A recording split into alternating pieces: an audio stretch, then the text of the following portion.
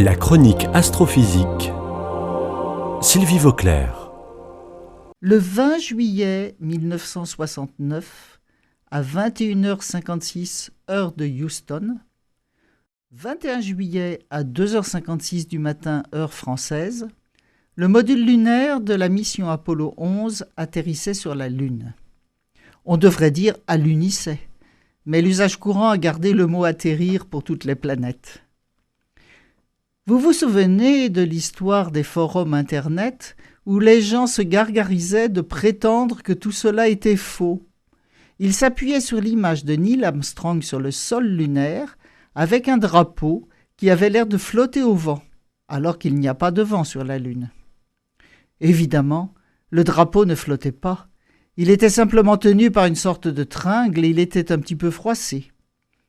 Le plus étonnant est que les mêmes gens disaient que les images trompent, et ils s'appuyaient eux-mêmes sur une image pour soi-disant prouver leur théorie.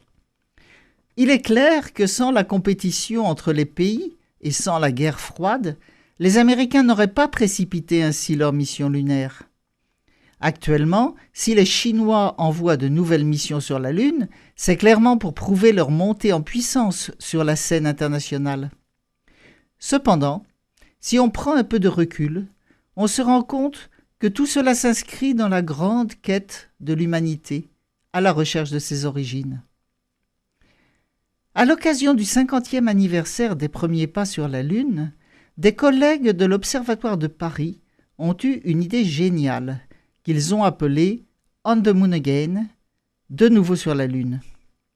L'idée était que des astronomes amateurs du monde entier sortent leurs télescopes dans la rue, dans la campagne, partout où ils le pouvaient, pour montrer la Lune aux passants. Dans un petit télescope, on observe très bien la Lune, même dans la journée et même en cas de pollution lumineuse. Nous avons nous-mêmes fait le relais pour la Chine.